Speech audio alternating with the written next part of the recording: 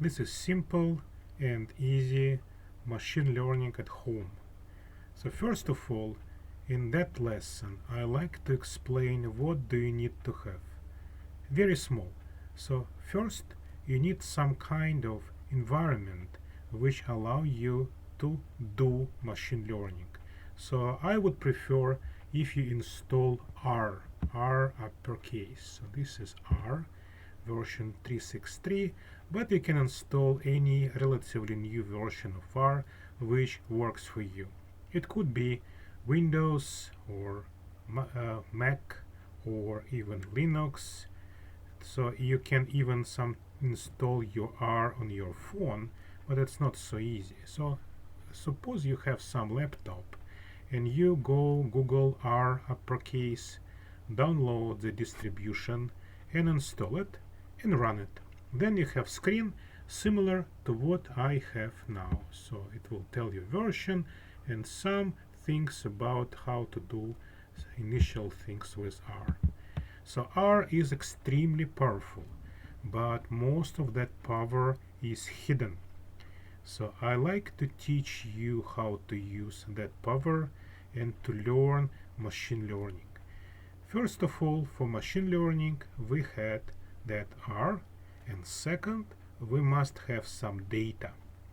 So in machine learning world, we typically want to have two datasets, and I will explain you why.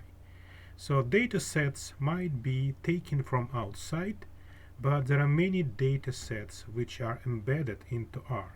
For example, the famous iris dataset. So this dataset is easy to examine with two simple commands. First of all, we run command str, and since it's a command, we put open parentheses, then type iris, then put closing parentheses and type enter. So and R will tell us what is iris. Again, it tells us what is iris because this data set is embedded. It's already in. So it tells us that iris is a data frame, which is kind of table of 150 observations or rows and 5 variables or columns. And then you will see names of columns. You now can guess that it's some measurements of the flower, because flowers have that sepals and petals, and this will measure it in two different ways. So length of sepal and width of sepal was measured, and length of petal and width of petal was measured 150 times, each time on the new flower. And what is more important is that flowers belong to 3 different species. So species is a factor with 3 levels. So there are 3 different species. So the only 2 first names are visible, but there are 3 different species. So to see slightly better how data is constructed, you can also run command hat. Again, open parentheses, iris, close parentheses, and you will see first 6 rows of your data set. So you see that columns are measurements, and the last column, column number 5, contain information about species. So I told you there are 3 species, but I didn't tell you what is the third one. So it's easy to see. You need to see some small table which is made from a species variable. So command is a table. Table, open parentheses, and then we need only last variable, not the whole data. So iris, then $sign, then name of last variable, species. And then you will see that species is Setosa, 50 measurements, 50 rows, versicolor, 50 rows, and Virginica, 50 observations or rows. So 3 different species. So now for machine learning, we need to have 2 data sets, not 1. So this is because we humans learn in the same way. we always learn in two steps. The first step is a training step. So, for example, you want to learn what is iris flower. So you go and somebody tell you this is iris, or this is not iris, or this is again iris. And then you finish your training and start to do it yourself. So for example, you go and see flowers and ask somebody, is it iris? So probably if you learned well, they say yes, yes, it's iris. Or maybe they will say no, that's not iris, so guess again. Anyway, so these are two phases. First phase is a training one, and the second one is a testing phase. So when you do machine learning, we should do exactly like a human learning is done.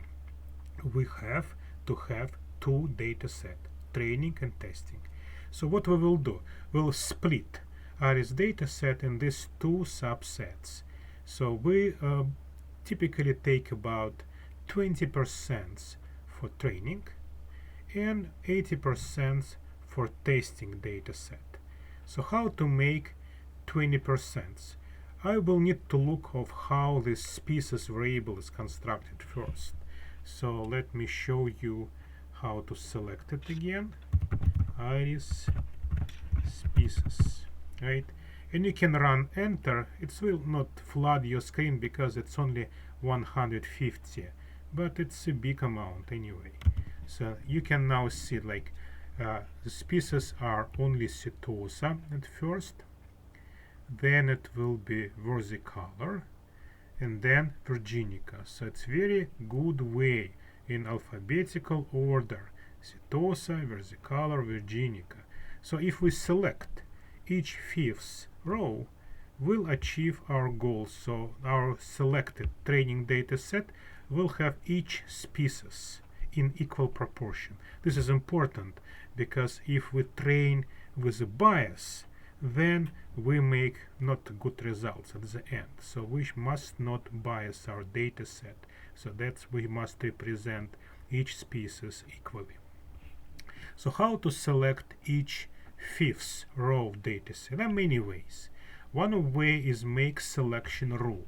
So selection rule might be formulated like a logical vector. I will show you what is it. So let us say, for example, REP false 4 times. It will repeat false 4 times. And then comma and true. And everything we will enclose into C command. So what is it? It's a selection rule which simply will type false 4 times and true 1 time. Exactly. So now we'll apply that selection rule for rows of the iris dataset. How?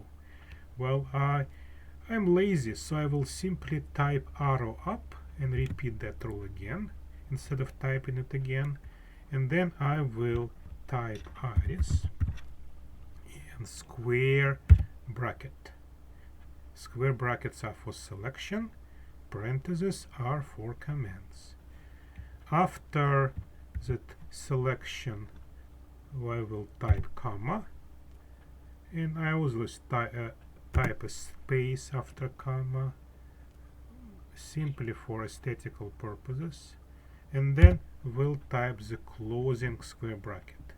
So this one will select each fifth row from iris dataset. So this is, if we run it, it will go to the screen. So let us run it. So now you can see that data is much smaller, but how big is it? It's hard to tell because data was output to the screen and then completely forgotten. So we don't need it to be forgotten. Better is to repeat the previous command. Again, I type arrow up on my keyboard, and then in the beginning I will place the name of new object, iris tray, and then in between I will place assignment operator, which is arrow left. So when we run this command, so be careful with commas, parentheses, and everything. When we run this command, new object iris train will appear, and that object should have each fifth row, so it should have 30 rows. Let us check it. We make this object and then apply str. By the way, it's a very good thing to apply str to each new object you created.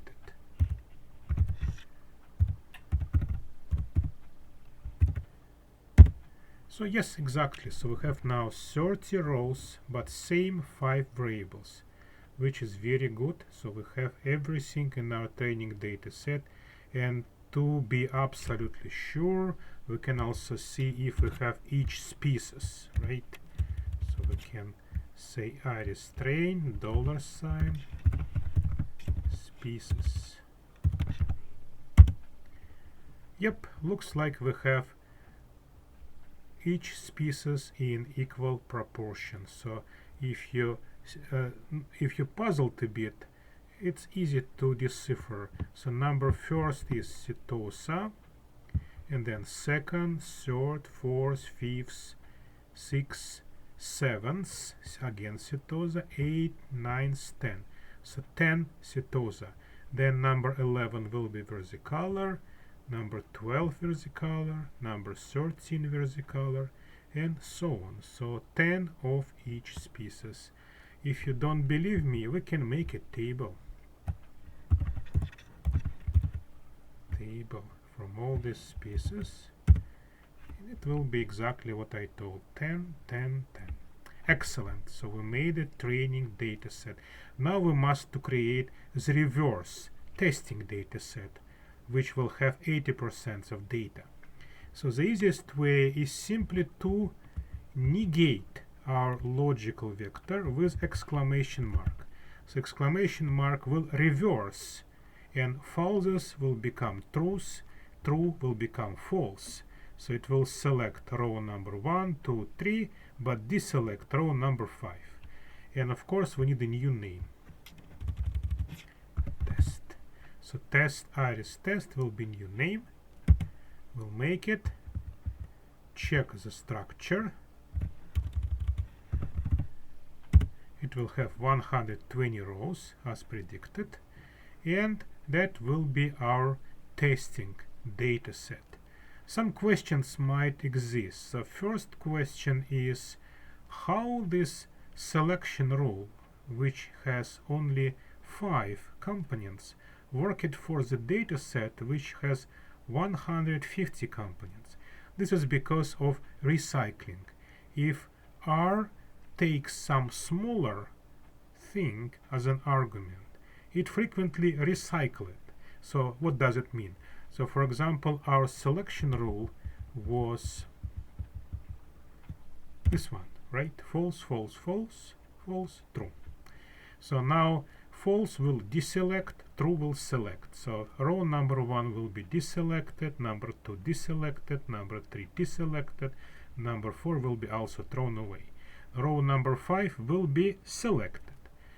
But now recycling start to work, and row number 6 will be again thrown away, and 7 and 8 and 9. But row number 10 will be selected again. So this is how with a recycling, like rolling behavior, this selection rule will roll, recycle over all 150 rows of this iris data set. And the same way will be our negated rule with exclamation mark, but it will work in a reverse way. It will select row number 1, 2, 3, 4, deselect row number 5, and then start to select again 6, 7, 8, 9, and deselect number 10, and so on.